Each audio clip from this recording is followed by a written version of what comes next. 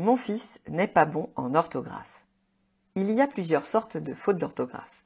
Comment les repérer et quelles sont celles qui nécessitent un bilan orthophonique? Les difficultés de Tom. Les parents de Tom sont inquiets. Ils ont tous les deux remarqué que leur fils, qui termine son CM2, fait beaucoup de fautes d'orthographe. C'est vrai qu'il n'a jamais la moyenne au dictées. Pourtant, c'est un élève sans difficulté dans les autres matières. Avant la 6e, ses parents se demandent s'il ne serait pas bien de faire un petit bilan orthophonique et peut-être quelques séances pour que Tom fasse moins de fautes. Son histoire. Il n'y a aucun problème de santé pour ce garçon depuis sa naissance. La grossesse s'est bien passée, il a marché vers 1 an, a commencé à parler vers le même âge. Comme sa grande sœur, il a bien parlé rapidement et tout le monde le comprenait parfaitement quand il est rentré à la maternelle. Il a d'ailleurs toujours aimé l'école, il y va de bon cœur et retrouve chaque année ses copains qu'il garde depuis le début. À propos du CP, cela s'est très bien passé aussi et depuis, il passe tous les ans dans la classe suivante sans que les enseignants signalent quoi que ce soit. À l'école, Tom lit très bien pourtant, il ne le fait jamais, juste le minimum pour l'école. Il apprend ses leçons mais c'est tout. Il dit que ça le saoule, il préfère jouer sur sa console que prendre un livre et lire. Effectivement, lorsqu'on regarde ses dictées, c'est rempli de fautes d'orthographe et chaque année, les enseignants disent que même s'il est bon en maths, il faudrait faire un effort, surtout en conjugaison. Tom et l'orthographe. Tom va rentrer au collège et il fait beaucoup de fautes d'orthographe. Néanmoins, il n'a aucune difficulté scolaire, il n'a aucun trouble de la lecture et il comprend ce qu'il lit.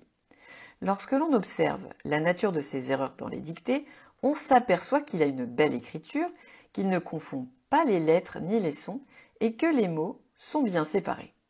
Il fait des erreurs dans l'orthographe des mots. Il va écrire fourmi avec un E ou mauvaise avec un accent grave, par exemple. Il a aussi un peu de mal avec les homophones. Il va écrire ET pour EST ou alors CEST à la place de SEST. Il est évident que Tom a aussi des problèmes de grammaire et qu'il n'arrive pas à faire la différence entre les verbes, les noms et les pronoms. Alors, orthophonie ou pas? On arrive à lire et à comprendre ce qu'il écrit.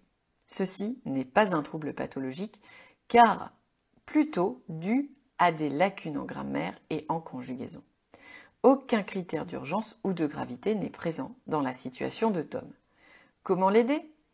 Il faut en parler avec l'enseignant et trouver une solution qui pourrait être du soutien scolaire. Tom a besoin de réviser ou même d'apprendre certaines notions, surtout en grammaire et en conjugaison. Connaître les règles de grammaire et de conjugaison ne suffit pas. Il faut également s'entraîner à les utiliser dans des phrases différentes, surtout à partir du CM2. Il va falloir le motiver et trouver les mots pour qu'il comprenne que c'est important, surtout que l'orthographe, ça peut être intéressant.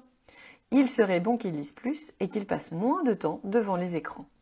Tous les enfants qui ont des difficultés en orthographe n'ont pas forcément des difficultés qui nécessitent des séances d'orthophonie. Dans le cas de Tom, aucun signe n'est présent pour évoquer un trouble. Il a besoin de compenser ses lacunes scolaires et cela ne relève pas du soin